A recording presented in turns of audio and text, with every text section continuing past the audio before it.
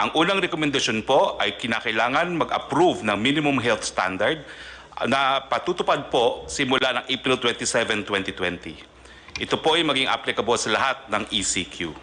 Itong mga guidelines po ay dapat matapos by April 25, 2020. Ang gagawa po ng guidelines, ang mamumuno po dito ay ang Department of Health at siya ang bubuo ng guidelines para po sa mga hospital, para po sa testing at para sa hygiene. Ang DOTR naman po ang magre-recommend ng guidelines para sa public transportation.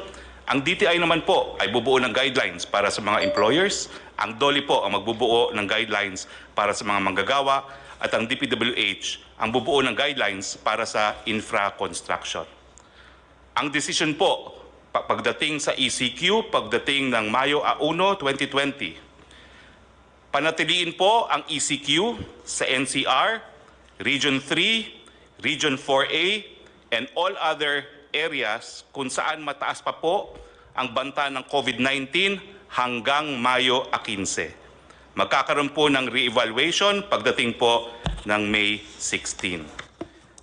Ang mga probinsya po na mananatili sa ECQ, National Capital Region, Benguet, pero po pwede pong mabago ito by April 30, Pangasinan, Bataan, Bulacan, Nueva Ecija, Pampanga, Tarlac, Zambales, Batangas, Laguna, Cavite, Rizal, Quezon, Oriental Mindoro, Occidental Mindoro, Albay, Catanduanes, Antique, Iloilo, bagamat meron pong to recheck itong Antique at Iloilo, Cebu at Cebu City, also subject to rechecking. At sa Mindanao po, ang probinsya ng Davao del Norte at Davao City. Ang lahat po na probinsya na hindi kasama dito sa mananatili ang ECQ ay sa ilalim po sa new normal na tinatawag na General Community Quarantine. Ganun pa man, dito po sa mga lugar na mapapasailalim ang General Community Quarantine, may mga areas po na moderate na naka-orange. Ang ibig po sabihin nito, mag-i-evaluate pa po ako ano mangyayari dito sa mga lugar na ito, kung magkakaroon nga ng General Community Quarantine o mananatili ang ECQ.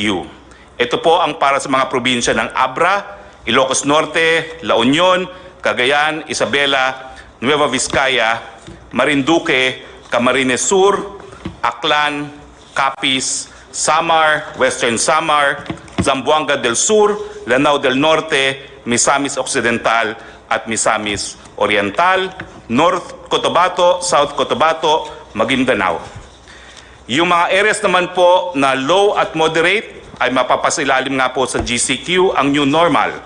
Yung mga moderate na areas po ay ang mga probinsyang Negros Occidental, Negros Oriental, Siquijor, Davao del Sur, Davao Oriental, Sultan Kudarat, Lanao del Sur.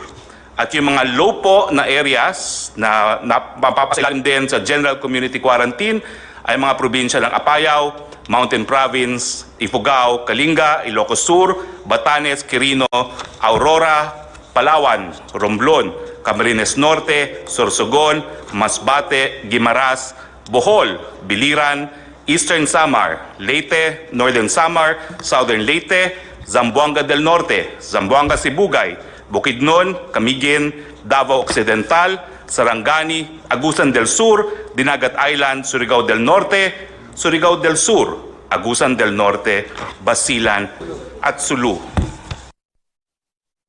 Ano po ang recommendation sa mga areas under General Community Quarantine?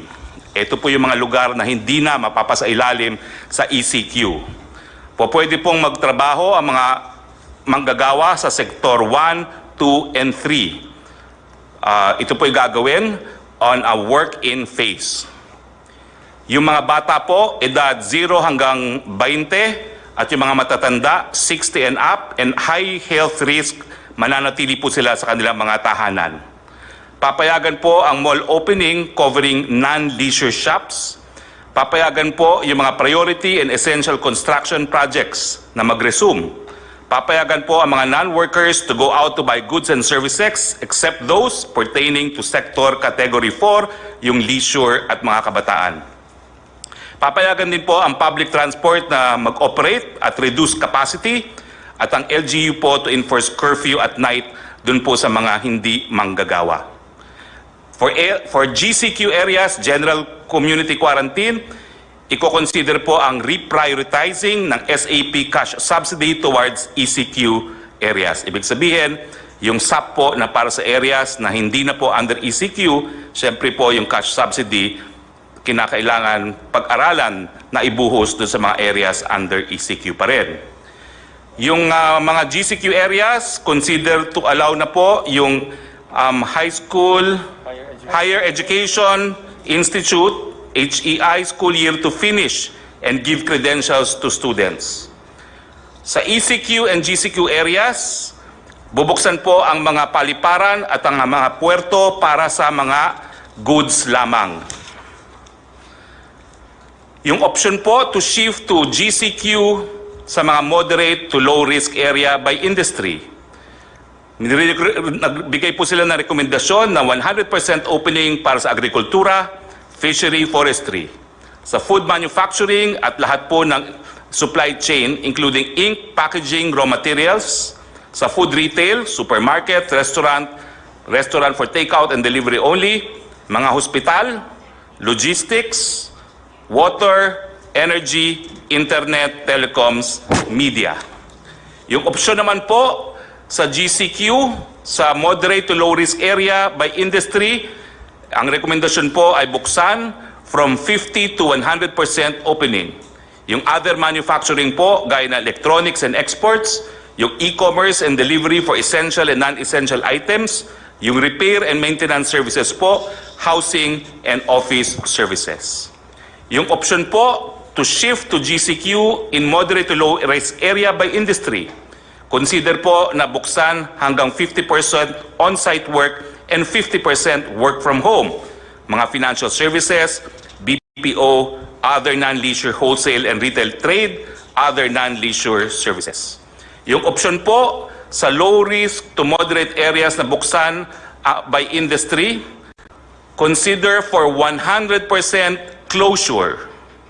Maski po low to moderate risk, consider for 100% closure pa rin dahil po ang mga transmitters ay kabataan mula edad 0 to 20, lahat na eskwelahan.